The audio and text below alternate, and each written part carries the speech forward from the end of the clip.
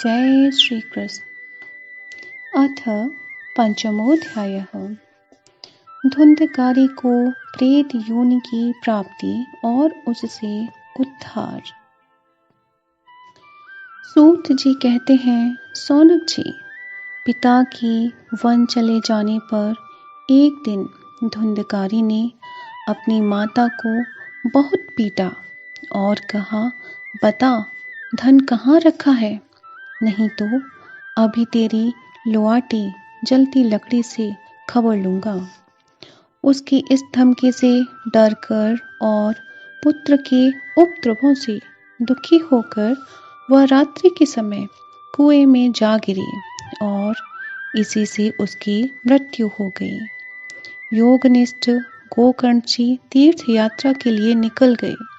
उन्हें इन घटनाओं का कोई सुख या दुख नहीं होता था, क्योंकि उनका न कोई मित्र था न शत्रु। धुंधकारी 5 वेश्याओं के साथ घर में रहने लगा। उनके लिए भोग सामग्री जुटाने की चिंता ने उसकी बुद्धि को नष्ट कर दिया और वह नाना प्रकार के अत्यंत क्रूर कर्म करने लगा। एक दिन उन उल्टाओं ने उससे बहुत से गहने मांगे। वह तो काम से अंधा हो रहा था। मौत की उसे कभी याद नहीं आती थी।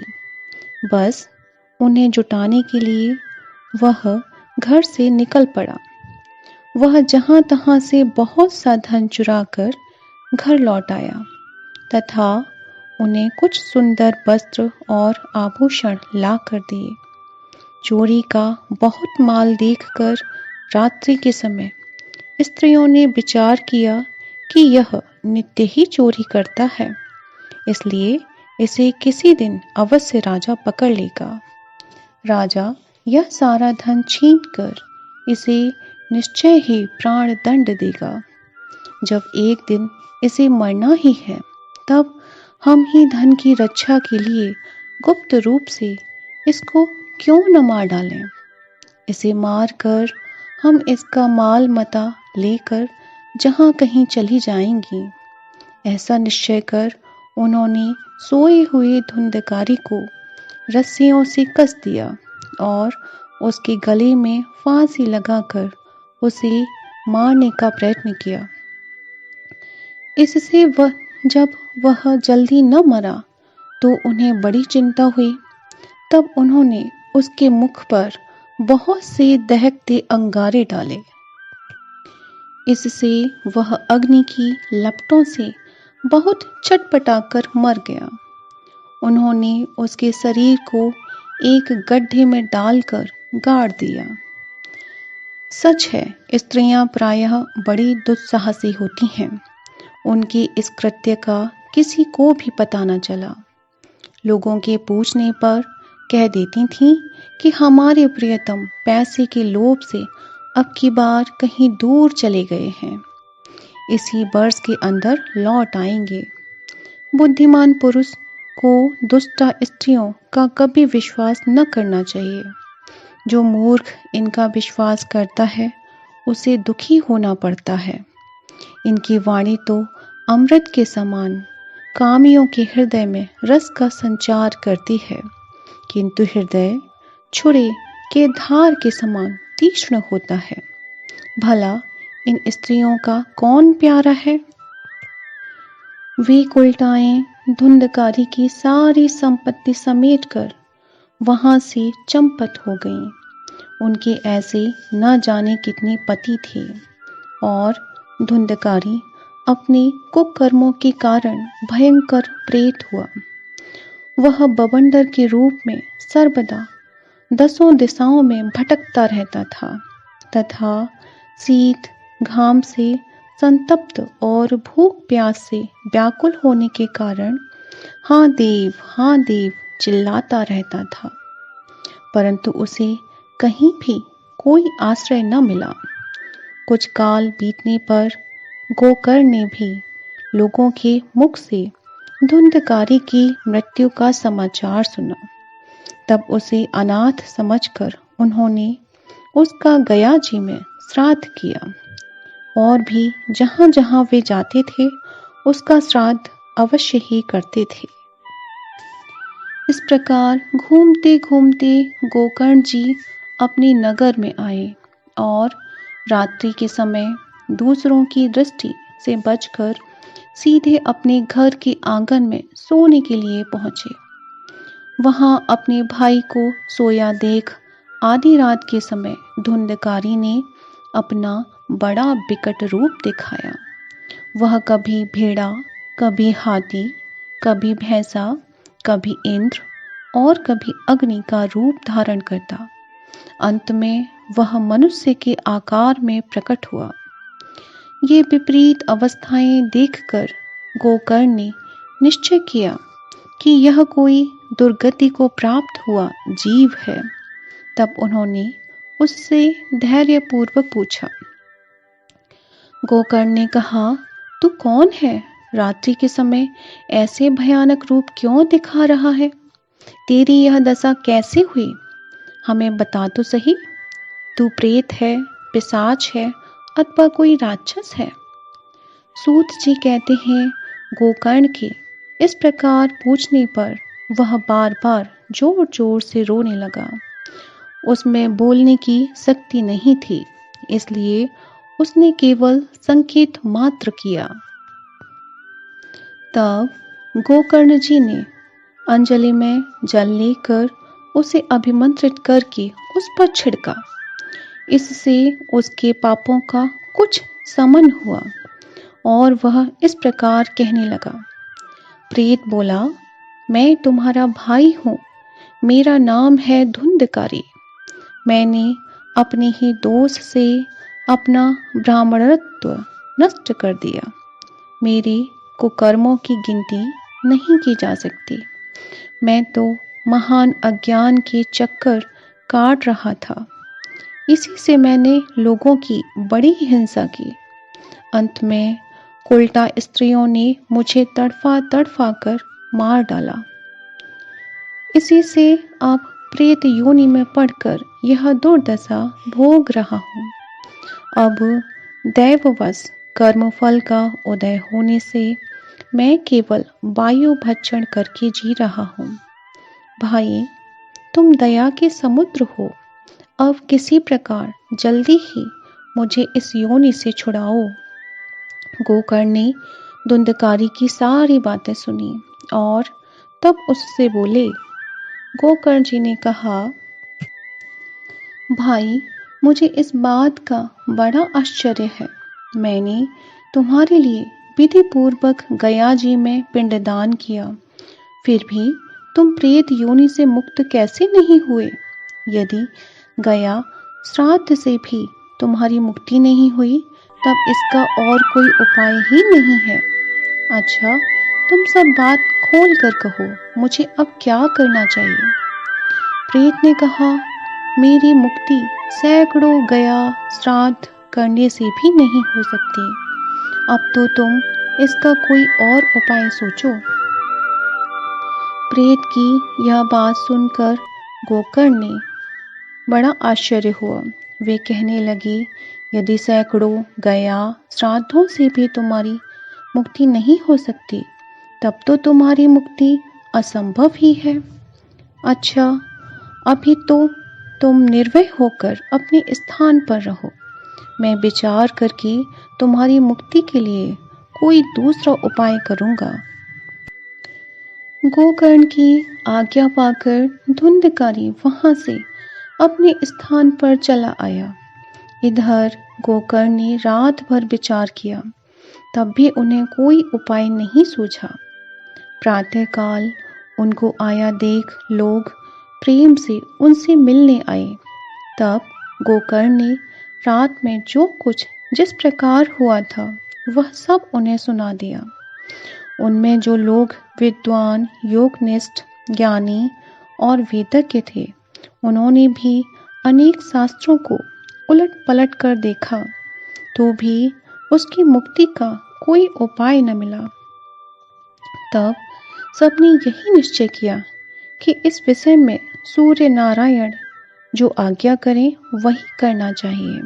अतः गोकर्ण ने अपने तपोबल से सूर्य की गति को रोक दिया। उन्होंने स्तुति की, भगवान आप सारे संसार के साक्षी हैं, मैं आपको नमस्कार करता हूँ। आप मुझे कृपा करके धुंधकारी की मुक्ति का साधन बताइए। गोकर्ण की यह प्रार्थना सुनकर सूर्य देव ने दूर से ही स्पष्ट शब्दों में कहा, श्रीमद् भागवत से मुक्ति हो सकती है, इसलिए तुम उसका सप्ताह पारायण करो। सूर्य का यह धर्ममय वचन वहां सभी ने सुना। तब सबने यही कहा, प्रयत्न पूर्वक यही करो, है भी यह साधन बहुत सरल। अतः गोकर्ण जी भी तदनुसार निश्चय करके कथा सुनाने के लिए तैयार हो गए। देश और गांव से अनेक लोग कथा सुनने के लिए आए। बहुत से लंगड़े लूले, अंधे, बूढ़े और मंदबुद्धि पुरुष भी अपने पापों की निवृत्ति के उद्देश्य से वहां पहुंचे।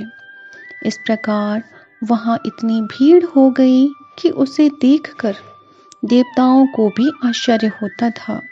जब गोकर्ण जी व्यास गद्दी पर बैठकर कथा कहने लगे, तब वह प्रेत भी वहां आ पहुंचा और इधर उधर बैठने के लिए स्थान ढूंढने लगा। इतने में ही उसकी दृष्टि एक सीधे रखे हुए 7 गांठों के बांस पर पड़ी। उसी के नीचे के छिद्र में घुसकर वह कथा सुनने के लिए बैठ गया। वायु रूप होने के कारण वह बाहर कहीं बैठ नहीं सकता था, इसलिए बांस में घुस गया। गोकर्ण जी ने एक वैष्णव ब्राह्मण को मुख्य श्रोता बनाया और प्रथम स्कंद से ही स्पष्ट स्वर में कथा सुनानी आरंभ कर दी। सायंकाल में जब कथा को विश्राम दिया गया, तब वह बड़ी विचित्र बात हुई।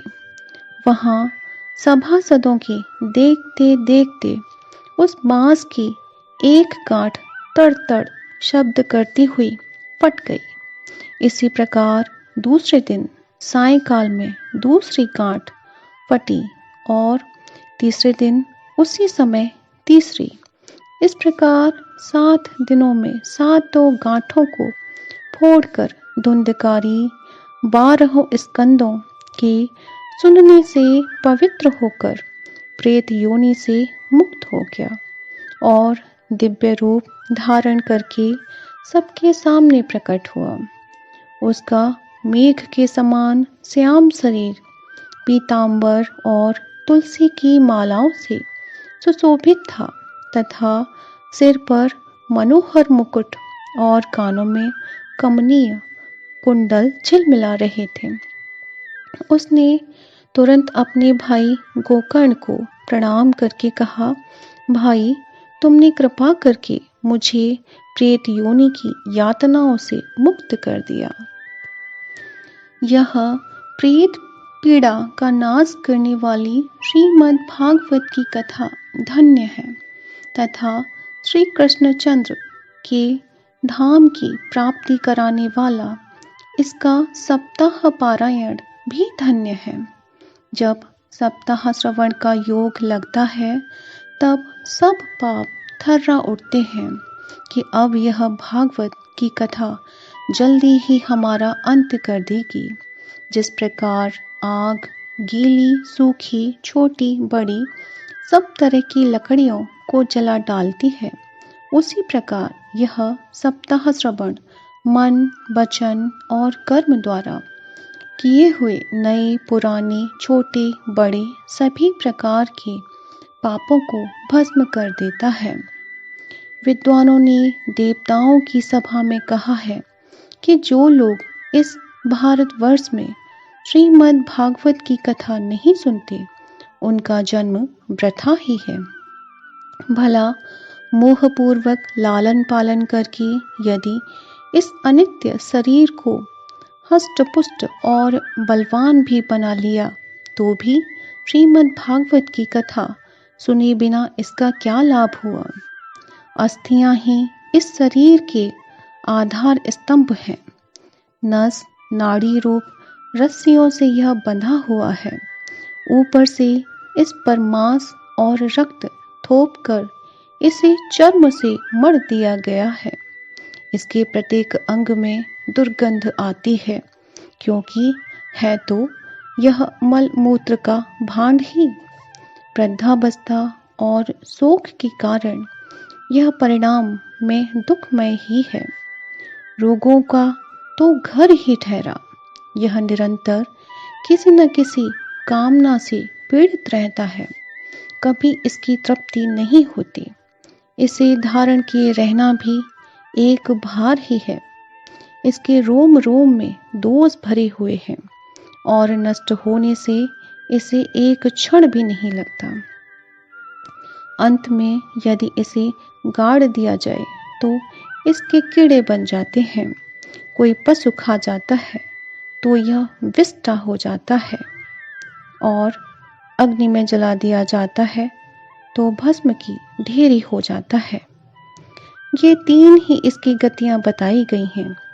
ऐसे अस्थिर शरीर से मनुष्य अविनाशी फल देने वाला काम क्यों नहीं बना लेता। जो अन्न प्रातःकाल पकाया जाता है वह सायंकाल तक बिगड़ जाता है। फिर उसी के रस से पुष्ट हुए शरीर की नित्यता कैसी। इस लोक में सप्ताह श्रवण करने से भगवान की शीघ्र ही प्राप्ति हो सकती है। अतः सब प्रकार के दोषों की निवृत्ति के लिए एकमात्र यही साधन है। जो लोग भागवत की कथा से वंचित हैं, वे तो जल में बुदबुदे और जीवों में मच्छरों के समान केवल मरने के लिए ही पैदा होते हैं। भला जिसके प्रभाव से जड़ और सूखे हुए बांस की गांठें फट सकती हैं, उस भागवत कथा का श्रवण करने से चित्त की गांठों का खुल जाना कौन बड़ी बात है। सप्ताह श्रवण करने से मनुष्य के हृदय की गांठ खुल जाती है। उसके समस्त संशय छिन्न भिन्न हो जाते हैं और सारे कर्म क्षीण हो जाते हैं। यह भागवत कथा रूप तीर्थ संसार के कीचड़ को धोने में बड़ा ही पटु है।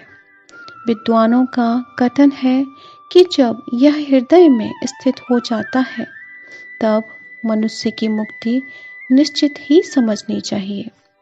जिस समय धुंधकारी ये सब बातें कह रहा था, जिसके लिए बैकुंठवासी पार्षदों सहित एक विमान उतरा, उससे सब ओर मंडलाकार प्रकाश फैल रहा था। सब लोगों के सामने ही धुंधकारी उस विमान पर चढ़ गया। तब उस विमान पर आए हुए पार्षदों को देखकर उनसे गोकर्ण ने यह बात कही। गोकर्ण ने पूछा, भगवान के प्रिय पार्षदों, यहाँ हमारी अनेकों शुद्ध हृदय श्रोतागण हैं। उन सब के लिए आप लोग एक साथ बहुत से विमान क्यों नहीं लाए। हम देखते हैं कि यहाँ सभी ने समान रूप से कथा सुनी है। फिर फल में इस प्रकार का भेद क्यों हुआ, यह बताइए। भगवान के सेवकों ने कहा, हे मानव, इस फल भेद का कारण इनके श्रवण का भेद ही है। यह ठीक है कि श्रवण तो सबने समान रूप से ही किया है, किंतु इसके जैसा मनन नहीं किया। इसी से एक साथ भजन करने पर भी उसके फल में भेद रहा है। इस प्रेत ने 7 दिनों तक निराहार रहकर श्रवण किया था तथा सुने हुए विषय का स्थिर चित्त से यह खूब मनन निध्यासन भी करता रहता था। जो ज्ञान दृढ़ नहीं होता वह व्यर्थ हो जाता है। इसी प्रकार ध्यान न देने से, श्रवण का, संदेह से, मंत्र का और चित्त की इधर उधर भटकते रहने से जप का भी कोई फल नहीं होता। वैष्णवहीन देश अपात्र को कराया हुआ श्राद्ध का भोजन, अक्षत्रिय को दिया हुआ दान और आचारहीन कुल, इन सब का नाश हो जाता है। गुरु वचनों में विश्वास, दीनता का भाव, मन के दोषों पर विजय और कथा में चित्त की एकाग्रता इत्यादि नियमों का यदि पालन किया जाए तो श्रवण का यथार्थ फल मिलता है। यदि ये श्रोता फिर से श्रीमद् भागवत की कथा सुने तो निश्चय ही सबको वैकुंठ की प्राप्ति होगी। और गोकर्ण जी, आपको तो भगवान स्वयं आकर गोलोक धाम में ले जाएंगे। यों कहकर वे सब पार्षद हरि कीर्तन करते वैकुंठ लोक को चले गए। श्रावण मास में गोकर्ण जी ने फिर उसी प्रकार सप्ताह क्रम से कथा कही और उन श्रोताओं ने उसे फिर सुना। नारद जी, इस कथा की समाप्ति पर जो कुछ हुआ वह सुनिए। वहां भक्तों से भरे हुए विमानों के साथ भगवान प्रकट हुए। सब ओर से खूब जय जयकार और नमस्कार की ध्वनियां होने लगीं। भगवान स्वयं हर्षित होकर अपनी 5 जन्य शंख की ध्वनि करने लगे और उन्होंने गोकर्ण को हृदय से लगाकर अपने ही समान बना लिया। उन्होंने क्षण भर में ही अन्य सब श्रोताओं को भी मेघ के समान श्याम वर्ण, रेशमी पीतांबरधारी तथा किरीट और कुंडलादि से विभूषित कर दिया। उस गांव में कुत्ते और चांडाल पर्यटन जितने भी जीव थे, वे सभी गोकर्ण की कृपा से विमानों पर चढ़ा लिए गए तथा जहां योगी जन जाते हैं उस भगवत धाम में वे भेज दिए गए। इस प्रकार भक्त वत्सल भगवान श्री कृष्ण कथा श्रवण से प्रसन्न होकर गोकर्ण जी को साथ ले गए और ग्वाल बालों के प्रिय गोलोक धाम में चले गए। पूर्व काल में जैसे अयोध्यावासी भगवान श्री राम के साथ साकेत धाम से धारे थे, उसी प्रकार भगवान श्री कृष्ण उन सबको योग दुर्लभ गोलोक धाम को ले गए, जिस लोक में सूर्य, चंद्रमा और सिद्धों की भी कभी गति नहीं हो सकती, उसमें वे श्रीमद् भागवत श्रवण करने से चले गए। नारद जी, सप्ताह यज्ञ के द्वारा कथा श्रवण करने से जैसा उज्जवल फल संचित होता है, उसके विषय में हम आपसे क्या कहें। अजी, जिन्होंने अपने कर्ण पटु से गोकर्ण जी की कथा के एक अक्षर का भी पान किया था, वे फिर माता के गर्भ में नहीं आए। जिस गति को लोग वायु, जल या पत्ते खाकर शरीर सुखाने से, बहुत काल तक घोर तपस्या करने से और योगाभ्यास भी नहीं पा सकते, उसे वे सप्ताह श्रवण से सहज में ही प्राप्त कर लेते हैं। इस परम पवित्र इतिहास का पाठ चित्रकूट पर विराजमान मुनीश्वर सांडिल्य भी ब्रह्मानंद में मग्न होकर करते रहते हैं। यह कथा बड़ी ही पवित्र है। एक बार के श्रवण से ही समस्त पाप राशि को भस्म कर देती है। यदि इसका श्राद्ध के समय पाठ किया जाए तो इससे पितृगण को बड़ी तृप्ति होती है और नित्य पाठ करने से मोक्ष की प्राप्ति होती है। जय श्री कृष्ण।